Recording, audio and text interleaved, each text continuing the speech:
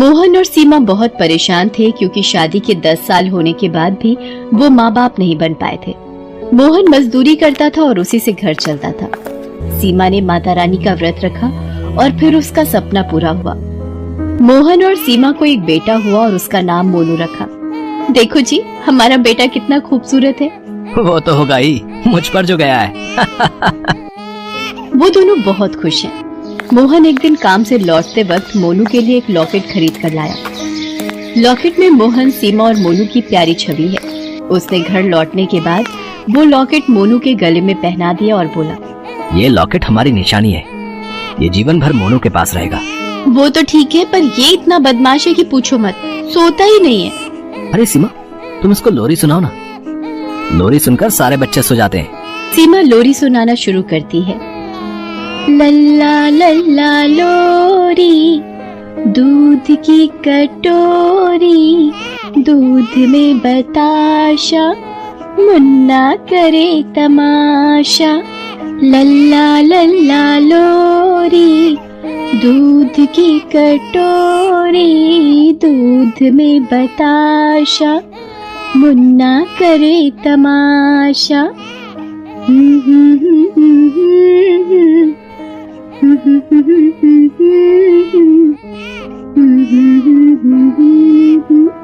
मुन्ना करे तमाशा।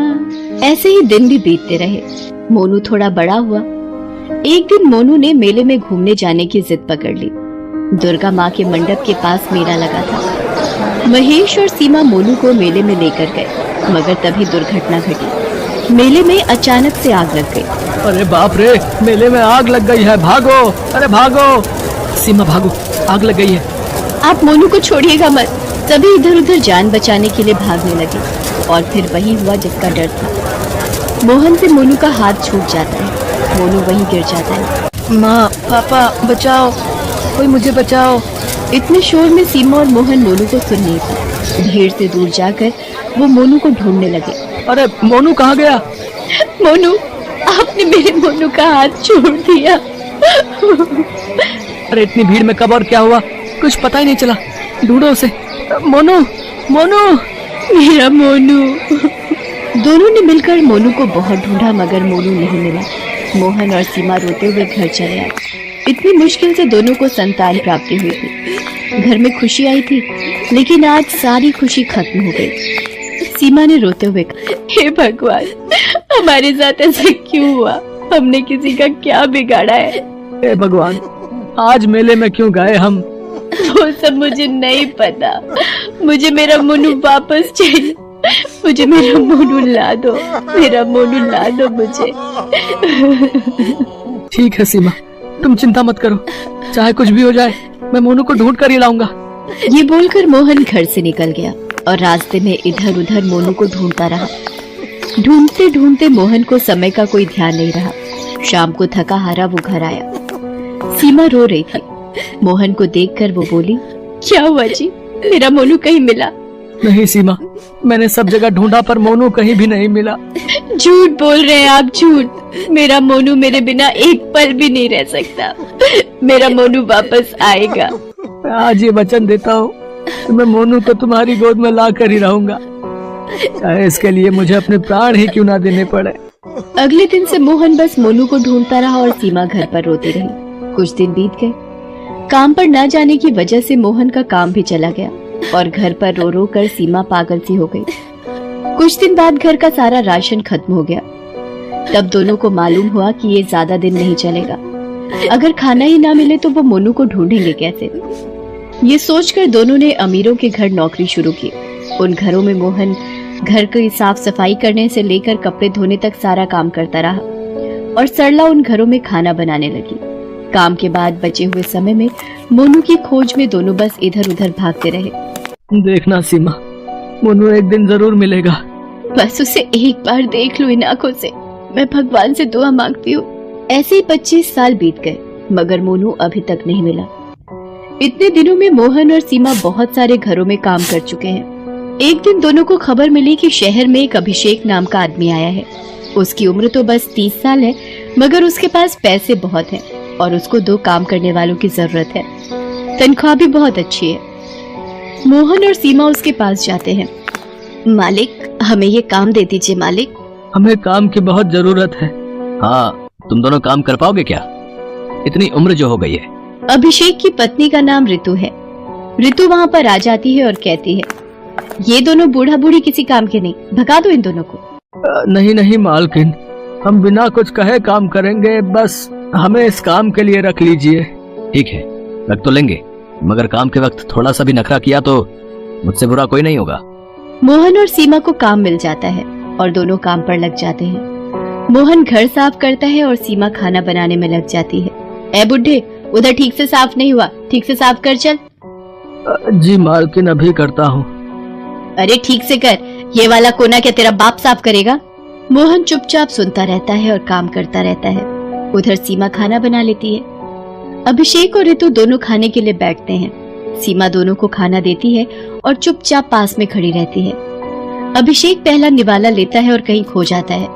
अरे ये क्या हुआ अभिषेक? क्या हुआ मालिक? खाना अच्छा नहीं बना है क्या? नहीं नहीं, वो बात नहीं है, ये स्वाद बहुत जाना पहचाना सा लग रहा है। जाना पहचाना? ये कैसे हो सकता है?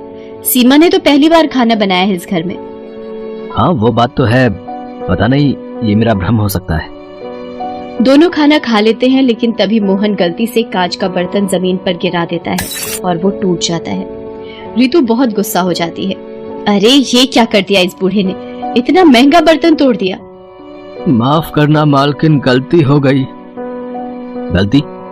इस घर में गलती की कोई माफी नहीं है। तभी अभिषेक एक छड़ी लाता है और मोहन को मारने लगता है। सीमा भाग कर आती है और अभिषेक के पैर पकड़ लेती है। माफ कर दीजिए मालिक, इनकी तबीयत ठीक नहीं है। लो बहाना शुरू, मैंने तभी बोला था कि इन दोनों को निकाल दो, अब भुगतो। आप मुझे मारिए मालिक, लेकिन इन्हें छोड़ दीजिए। हाँ तुझे भी मारूंगी, मार खाने का बहुत शौक चढ़ा है ना तुझे। ऋतु तभी एक छड़ी लाती है और सीमा को मारने लगती है। दोनों चिल्लाते हैं। मारने के बाद अभिषेक और ऋतु अपने कमरे में चले जाते हैं। रात में सीमा और मोहन रसोई में सो रहे होते हैं। तभी वो सुनते हैं कि रात को अभिषेक अपने कमरे में चिल्ला रहा है, माँ मुझे ले चल। माँ मालिक ऐसे क्यों चिल्ला रहे हैं? तभी सीमा अभिषेक के कमरे के बाहर जाकर मालकिन पुकारती है। तभी ऋतु दरवाजा खोलती है और कहती है, क्या हुआ इतनी रात को? मालिक चिल्ला रहे हैं, सुनकर रह नहीं पाई। अभिषेक को बीमारी है, उसको कभी कभी नींद नहीं आती, तब वो ऐसे ही चिल्लाता है। मैं कोशिश करके देखूं, तू क्या करेगी? लोरी सुनाऊंगी, लोरी से सभी सो जाते हैं। सीमा अभिषेक के पास जाती है और लोरी सुनाती है। लल्ला लल्ला लोरी, दूध की कटोरी, दूध में बताशा, मुन्ना करे तमाशा। लल्ला लल्ला लोरी, दूध की कटोरी, दूध में बताशा, मुन्ना करे तमाशा।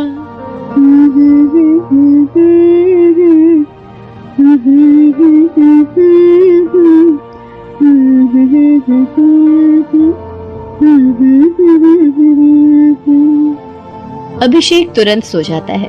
ऋतु को आश्चर्य होता है, लेकिन सुबह अभिषेक ऑफिस के लिए निकलता है। उसके ऑफिस में आज एक जरूरी मीटिंग है, इसलिए वो हड़बड़ी में घर से निकलता है और बिना इधर उधर देखे रास्ता पार करता है। पर तभी रास्ते में गाड़ी आकर उसे धक्का मार देती है और वो जमीन पर गिरकर तड़पने लगता है। ऋतु, सीमा और मोहन दौड़कर उसके पास जाते हैं। तीनों मिलकर अभिषेक को उठाने की कोशिश करते हैं और तभी मोहन और सीमा देखते हैं कि अभिषेक के गले में एक लॉकेट है। ये वही लॉकेट है जिसे मोहन ने मोनू के गले में पहनाया था। मोहन और सीमा उस लॉकेट को देखकर चौंक जाते हैं। अरे ये लॉकेट मालिक के पास कैसे आया? ये लॉकेट तो अभिषेक के पास बचपन से है। वो अनाथ है, किसी मेले में खो गया था। अभिषेक से ही सुना है मैंने। मेले में आग लगने के कारण दौड़ते हुए वो गिर गया था और उसके पापा से उसका हाथ छूट गया था। फिर सब कुछ खत्म होने के बाद जब वो मेले के पास बैठकर रो रहा था, तब किसी अनाथ आश्रम के मालिक ने उसे देखा और उसे अपने साथ लेकर गए। अभिषेक ने अनाथ आश्रम में रहकर ही पढ़ाई पूरी की और नौकरी करने बाहर चला गया। बचपन से ये लॉकेट उसके पास है। ये सुनकर मोहन और सीमा की आंखों में आंसू आ जाते हैं। असल में ये वही लॉकेट है जो मोहन ने मोनू के गले में पहनाया था। अभिषेक असल में उनका मोनू है। वो तुरंत मोनू को उठाकर दुर्गा माँ के मंदिर में ले जाते हैं और माँ से प्रार्थना करते हैं, हे माँ, मेरा बच्चा 25 साल पहले खो गया था। इतना ढूंढने के बाद आज वो मिला है हमें। उसको फिर से हमसे अलग मत करना माँ।